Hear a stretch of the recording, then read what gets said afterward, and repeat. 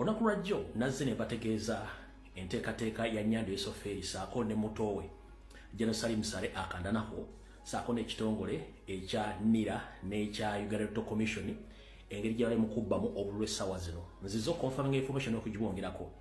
Njala tegeeza omukulembeze wange Robert Kyagulanyi Ssentamu ne bannayuganda mwenda baagala enkyukakyuka.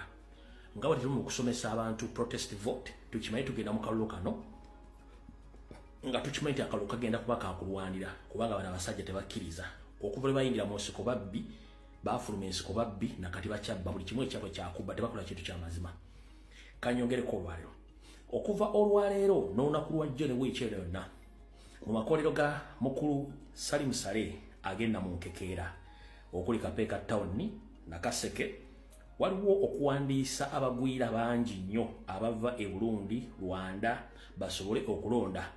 NIRA amagye saako ne Electoral Commission bakola kyonna ekisoboka nga bawerekerwako security mu bitundu by'e Namunkekeera Industrial Park eno gye bali mu kuwandiisa abagwira naddala abanoonyi b'obubudamu nga bajja okubawandiisa babafuule nti bagenda kulonda.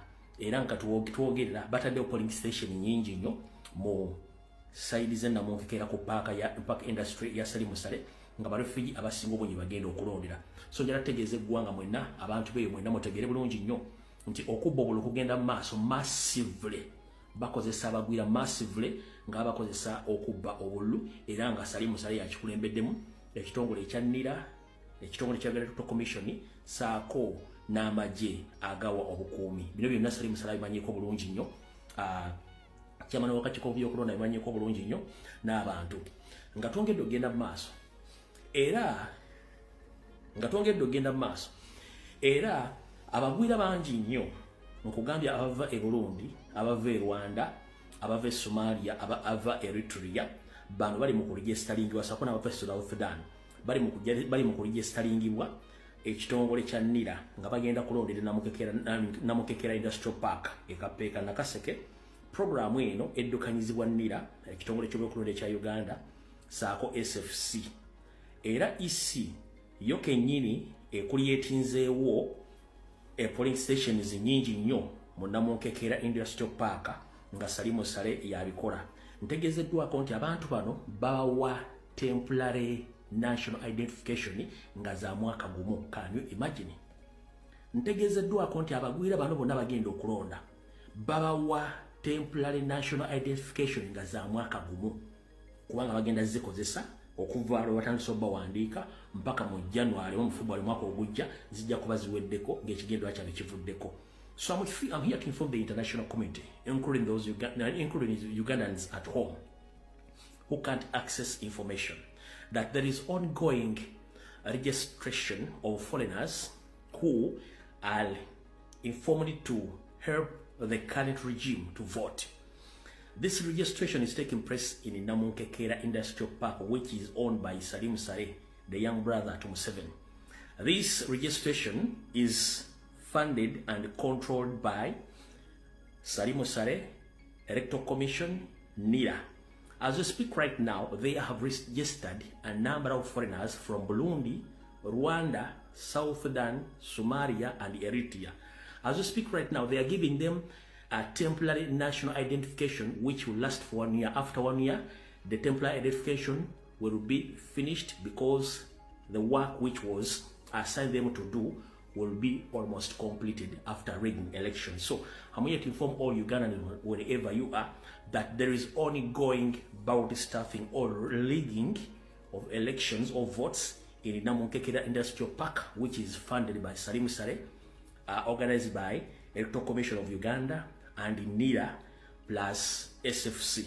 Their mission is to get votes from all foreigners, more especially the refugees from the mentioned countries above. So please inform the concerned citizen to be aware that Museveni and his family plus the National Resistance Movement, they have already rigged elections via using foreigners who are situated in Namunkekeera in big numbers. So that is the information which I wanted to deliver first to all Ugandans.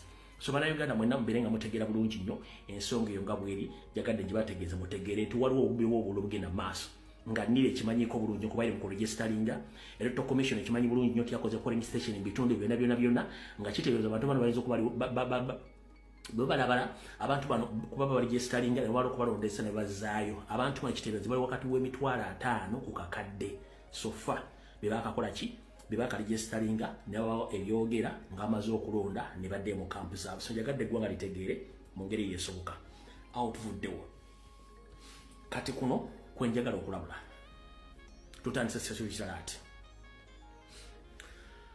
bannayuganda bannange mwenna okwetoola Uganda yonna naye okusingira ddala bazzukulu ba Kintu n'abannambi tutuuta obudde bungi saako n'okussaayo obulamu bwaffe okubategeeza information gye mutasobola kufuna mu Uganda ne tubagamba mwebereremu ne muganya okuwulira tubategeeza Museveni abakoze ebikolobero bingi nnyo Museveni ow'omukinaana Museveni ow'olwaleero obukodyo bw'akozesa obw'okwefuula nga nnawolovu tebuvangawo akyusa mbukyusa abantu bakozesa ne muganya okutegeera bwe twogerera essaawa zino nzizemba wa information nga mbategeeza Museveni akozesa Baganda okufuna obuyinza n'olwaliro akozesa Baganda okufuna obuyinza akozesa Baganda okweyawulamu nga beevuma beekuba betta ye ng'atudde wali nzizembaga mujje munonye tribe y'Omunyarwanda nga balwana n'Omunyarwanda batono nnyo wabula Museveni akozesa obukodyo obw'ekiyeekera obwa divide and rule okutulwanyisa n'okututta kati buno obubaka njala bugende eri abazadde bonna mu Buganda okusingira ddala abantu beebugerere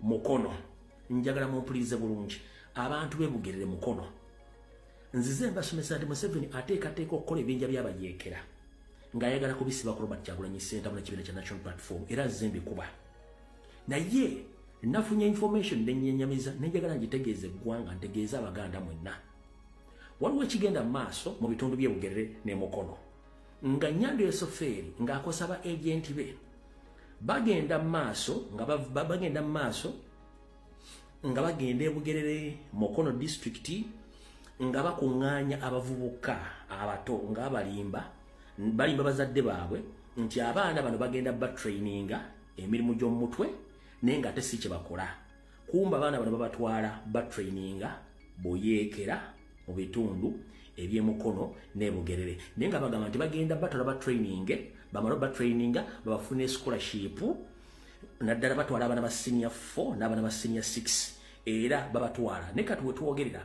abazadde bangi nnyo abawaayo abaana baabwe bali mu kunoonya abaana bebawaayo tebabalaba tebakyalina mpuliziganya tebamanyi bagenda ssanga abantu baabwe so ng'ate abantu bali mu kunoonya abaana baabwe naye nga kiga abaana nze nga bwe nabagamba olulube nabategeeza nti Christopher Dama ne Gito Structures bibali mu mbeera y'okutegeka obuyeekera bino ebintu bigendera ddala okusingira ddala abantu batakyalina communication ku baana baabwe okusingira ddala Kayunga Galilaya Road eri abazadde bali mu kaba maziga ng'abaana baabwe baatwalibwa emyezi kati egiweze tebaddangamu okulabika n'okutuuka olwaleero tebalina ngeri gye babakontaktingamu bamaama ne bataata mutalo lw'ekinaana Museveni yakozesa bakadoogo be baana abaasigala ettayo enfuuzi nga bazadde baabwe abakyala n'abaami babasse abaana nga tebalina kyakkola Museveni n'abatwala n'abalwanyisa bwe yamala okubawanguza olutalo wayita ebbanga lya myaka ng'etaano abaana bonna Museveni yabasaanyawo tebaddamu kulabikako wantu wonna n'okutuuka olwo bakadoogo tebaliiwo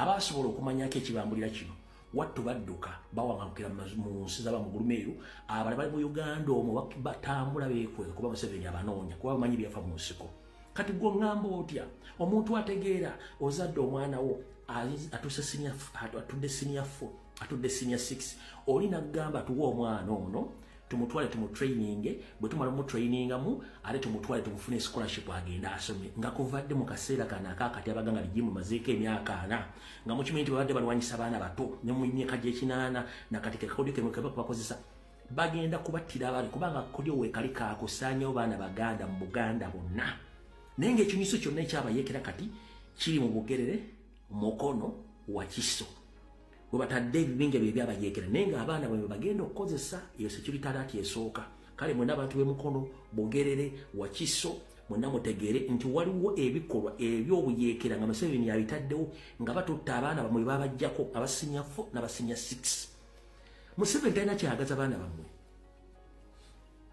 okujjako bateeka mu ntato bakozesa ebikolwa by'obuyeekera amala abatte kuba talina kyabeetaaza singa yali abeetaaga ng'ayagala nnyo abaagale buli mwana mu Uganda olwalumaze okusoma yandibadde alina omulimu singa ali abaagala singa abaana bano baatwa ne batendekebwa emirimu egy'enjawulo nga n'emirimu egiri bakola lwaki tegiriwo kuba talina kyabeetaaza kati akime muzaala abaana ne babeera ku lujja abaana abo be bagenda okusitula omujiji gw'okulwanirira eggwanga lyabwe kati alina obba bajjako abattempolampola kubanga akimanyi abavubuka bangi bali aida ndisula tebalina mirimu kati agenda abba battira okutuusa lwe munaategeera muganya okutegeera naye mujja kutegeera lwampaka ng'akimanyi bulungi nnyo nti essaawa yina eggwanga limwefuukira ng'ate abalina omwefuukira bali mu Buganda kati mumukkiriza abana babaweeyo babatte ekisigadde mujja kitegeera ye security alert ensonga security alert eyokubiri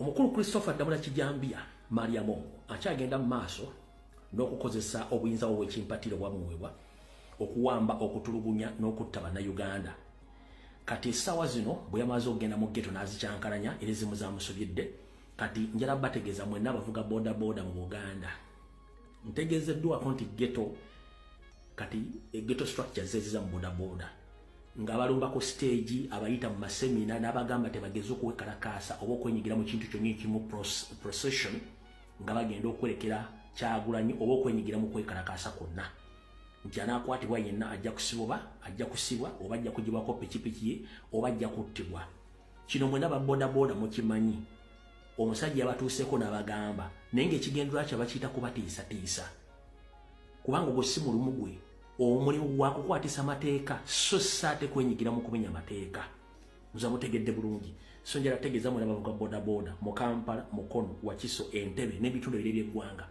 Christopher Damula wagezaako bayita temugenda kubanga boda boda si yagikugulira amafuta gonyo oba g'okozesa si yagakugulira kino bakikola okubateeka mu kutya kuba tebaagala mwenyigire mu kwekalakaasa kujjako Museveni naye ng'atajja kuvaako baalimba ne Christopher Damula nga bennagambye nti essaawa yonna ogenda ate ojja kirozaako toli wa kitalo nga bulowooza twali tulabye abanene emirembe egalo tayimu egenda tuuka ng'olina okifeesinga kubanga tukooyi efuga n'ejjoogo n'obutemu bwo Christopher Damula particular Christopher Damula weefudde ekizibu mu Uganda so namwe njagadde bategeeza kati nakano security alert eyokusatu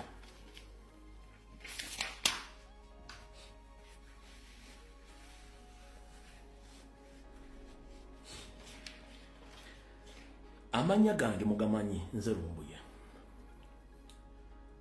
oyinza okuba nga toyagala kuwulira byenjogera kubanga feesi yange ekulabikira bubi which is okay naye njagala ulize byenkugamba olwaleero mu security alert ekiri atabala kyekiri nasigadde waka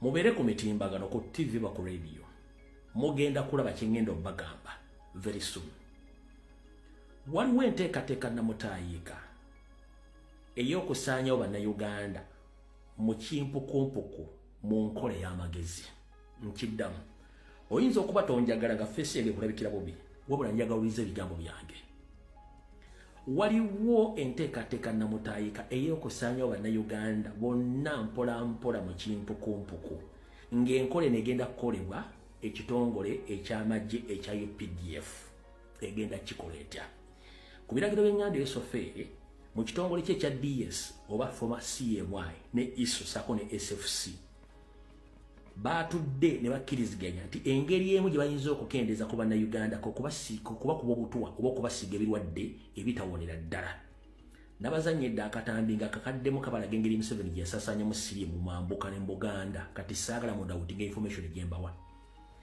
Museveni yalagidde ekitongole kya UPDF kubanga ne UPDF ye kitandika okuteekawo ensirika ez'ebyobulamu kye tuyita health camps.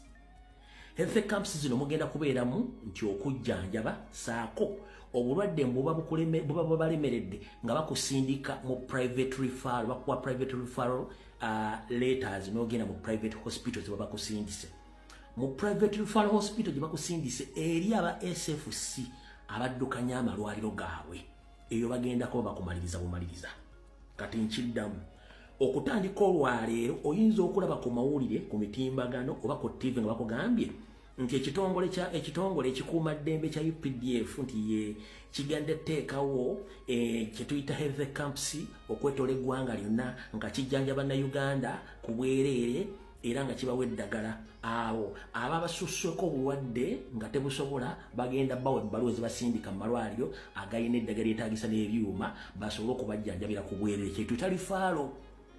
Lifaalo kitegeeza omuntu akusindise nga yalemeddwa n'akusindika ewala bagenda basindika mu private referral clinics oba hospitals nga baziddukanya ba SFC ekigendera kyabe neetovaayo. Kati muganda ngenda gy'oli manyi nti obwavu bungi nnyo obatawaanya n'ebirwadde bingi nnyo bimatamanyi bakibaluma. Wabula singa olaba ku TV, ku radio, ku social media nga bakugambye nti UPDF egenda kutegeka free health care camps across the country but mainly in Uganda, togeza n'otwalayo seddume w'omutwe, togeza n'otwalayo enkobogozo, togenda kuwona. Kabere mwana wo tagenda kuwona. Eddagala lyebalina lyeddagala lyenziza enkuba eribadde nga ku seemwayi ery'okugema ebirwadde byonna ne buswiti bali balina obbawa obutwa lyeddagala kati eryafrika wona bagenda okuteekamu obutwa bali bakube. Mugenda kukonguka ng'ebinyira ye nga Museveni ali eryatudde. Nkiddamu muganda wange yonna gy'oli nziramu okutegeeza wawulira nti UPDF eteeseteese ensiisira z'ebyobulamu nga za bwereere nga bagenda kukebera buli kirwadde bakuwa eddagala ekiba kibalemye bakusindike mu private malwaliro ag'obwannannyini nga galina buli kimu bakujjanjabe. Eyo togenda kuvaayo. Eyo enteekateeka Namutaika Museveni agirina era ngibagambye. Njagala n'abavidiyo eno woolabira ekiwandiiko ekyo nti UPDF eteeseteese 3 health camps across the country but most they are targeting Baganda in Uganda and Basoga. Please nsindikira feedback ngambe nti biwayogedde bibino unless nga bisazizaamu meeting zaatudde ba discussinga butya bagenda okukendeeza Abaganda babaleseko akajanja saaka Abasoga n'abantu mu Eastern. Kino kigenda mu maaso enteekateeka yawedde dda. Bw'oba okyagala okulya ku muwogo, okyagala okulya ku dduuma, okyagala okulya ku maleewa, okyagala okulya ku kalo, okyagala okulya ku bigere by'ente, saako n'okunyenya ku galira enjole, ngenda kugamba ng'okyagala n'okulaba ku baana bo weewale health camps UPDF zigenda okukola. Eno assignment yawedde ne ssente zafulumye bagenda bakuba butwa. Abala bagenda bakuba siriimu n'ebiwadde ebirala musooke mutegeere nti ensi Museveni abakoowa. Mujjukire nti dikiteta yenna bw'aba agenda talina gwe yeeguya famire yokka. Kati nze mbaga bigambo bino teri agenda bibagamba. Bw'ona obinyooma munnange sikulinaako buzibu. Kubanga ne mu Bayibuli batugamba nti Mukama Katonda yalagira Nuuwa nti abantu baali balina amawaggali mangi. Njagala bawaako ekibonerezo kimu. Wabula saagala bonna bazikiriza nti ye nyamba ombajjira eryato luva okwaya. Onondere buli kiramu kyonna ekinajja mu budde omuli ebisolo ng'ololamu ekikazi n'ekisajja n'abantu ba bulijjo bategeeze bajje balinnya eryato. Nuuwa n'akola ekintu ekyo n'akuŋŋaanya ebisolo byonna ebya buli kika n'ategeeza n'abantu. Wabula era eri abawakanya Nuuwa nti Nuuwa alabika yeerogozza ekyaddako amataba gajja gasaanyawo enkumi n'enkumi z'abantu lwamputtu. Kati nammwe nzizo bagamba nti ekiri atabaala kyekiri nasigadde waka. Bw'ogaana okuwuliza bye nkugambye sinze ngenda okufaamu gojja okufa. Ebyobwereere mu biba bibeera byabwe n'ebibeera bya bbeeyi nnyo. Cheap things are always expensive. Ebintu by'obwereere bibeera bya bbeeyi nnyo oluvannyuma lw'okumala obikozesa oba okubitwala. Kati muganda ngenda gy'olinyira kutegeeza kasita olaba nti UPDF etegese ensiisira z'ebyobulamu tobuuza manya nti okukufaako kufa kw'abaana bo.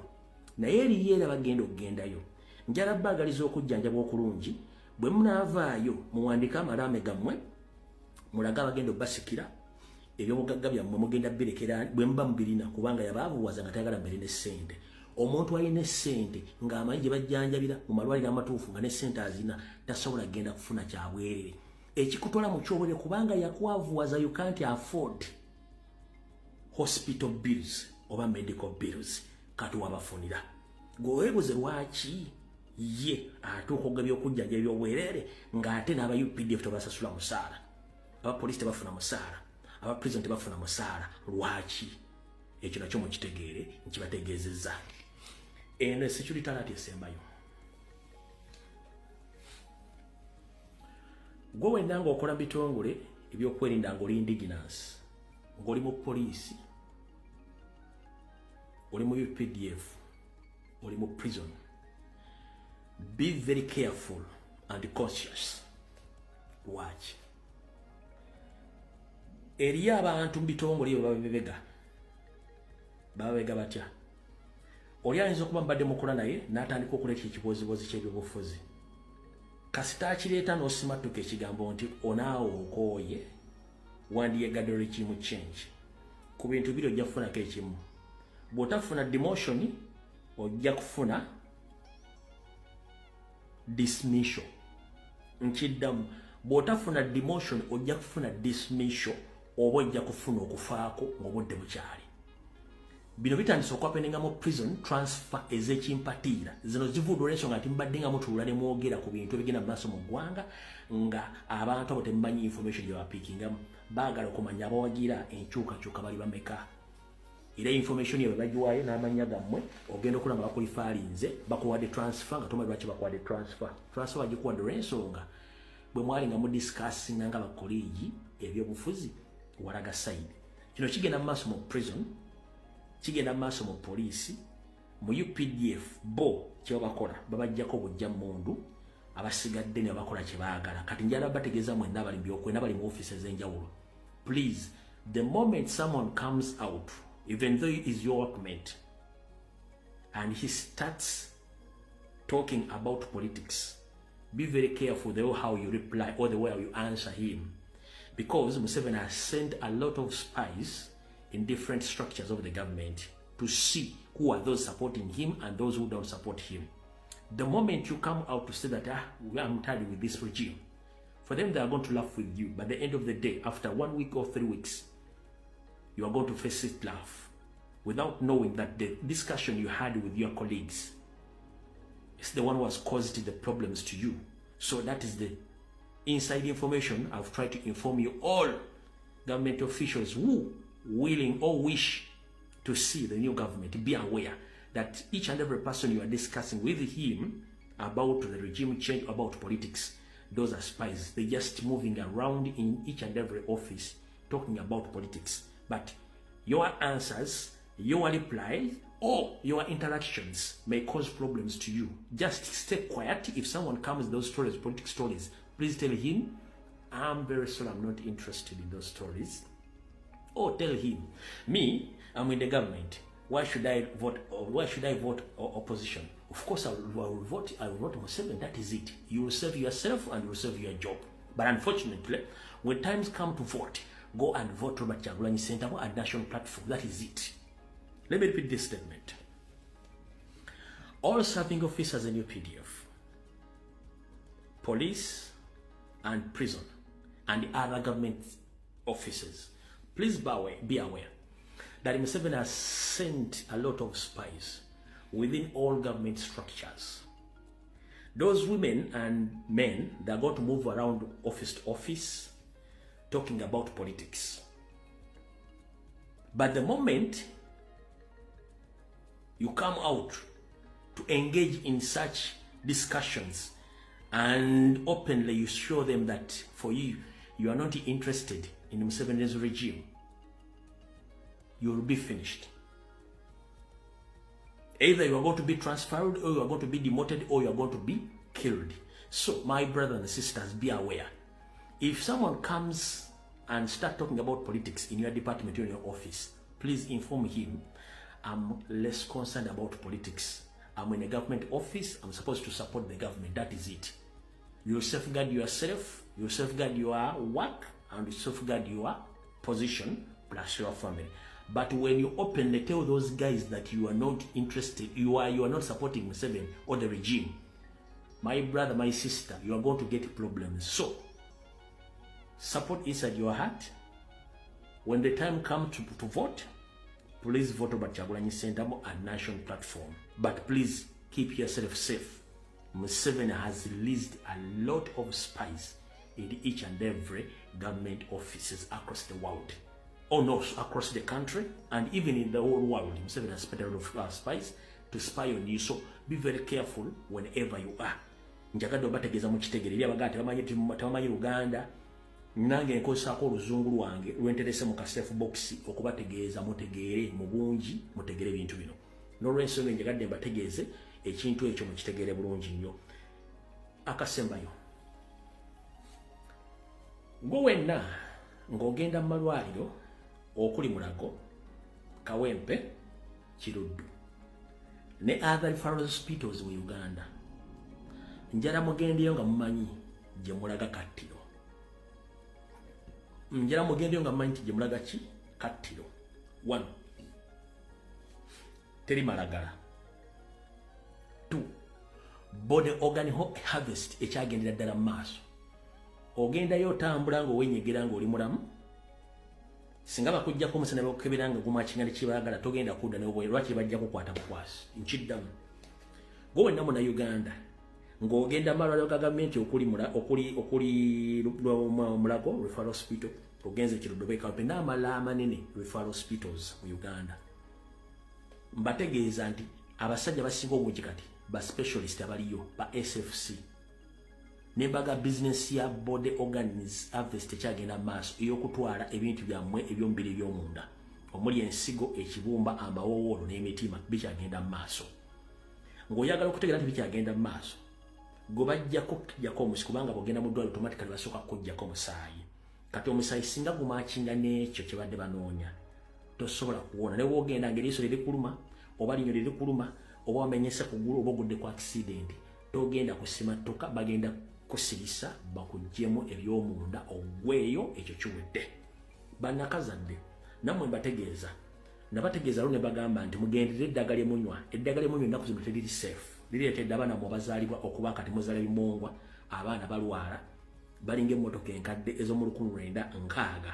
ekibaleetera olwo eddagala babawa bagiyita maternal check-ups zemugendako every month ezo zemugendako zifuuse ekizibu lyeddagala babawa effu nga temumanyi muzaala abaana nga bayiika windows obwana bwakwashako kayina pulesa kayina sukaali kayina alusa ku myaka gyako kayina diplosion kayina diplosion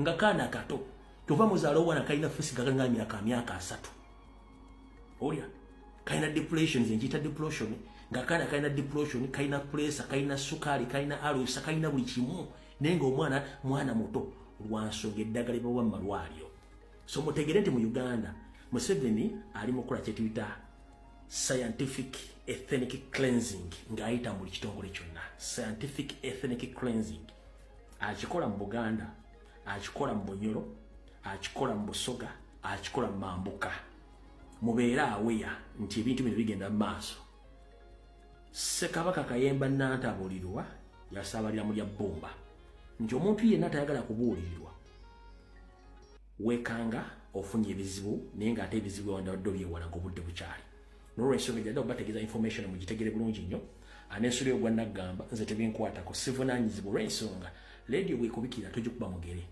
olina kuwuliza byekugambye ne weeteekateeka n'oyambala n'ogenda oziike oba ogenda obeereko mu lumbe gye baakubikidde omuntu yafudde njira bategeeza bannayuganda mwenna mwegendereza tugenda mu protest vote ebya kidnapping n'ebira byonna mubeera aweya nti okuwamba kugenda maaso mu Uganda buli muntu kwata ky'olina nga mwetangira abawamba abantu abawamba sina bakozi ba gavumenti bakozesa kukozesa abantu abalina ebigendo byabwe mujjukire mu gavumenti muno mulimu abantu nga babbi mulimu abantu nga batemu babbi bamataka nga bo bakozesa omulimu bakozesa office mu bali okukola emirimu gyabwe nga n'egimu tegimanyikiddwa so njagadde